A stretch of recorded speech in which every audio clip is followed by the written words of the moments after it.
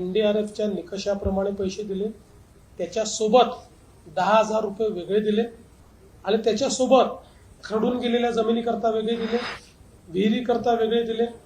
असे सगळे पैसे जर तुम्ही बघितले तर जो पहिला शेतकरी म्हणजे कोरडवाहूचा, त्या कोरडवाहूच्या शेतकऱ्याला 8,500 रुपये प्लस 10,000 रुपये आणि मग खरडून गेल्याचे वेगळे आहेत.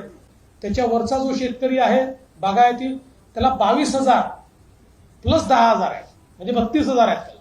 आणि मधला जो हंगामी बागायती आहे त्याला 17,500 आणि 10,000 अशी 27,000 आहे. त्यांच्या संदर्भातही त्यांनी सांगितलं.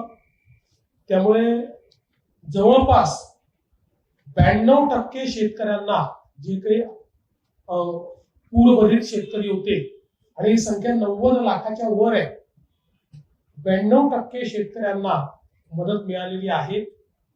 8% जे शेतकरी आहेत ते केवायसीचा त्यांचा प्रश्न आम्ही सोडवतो.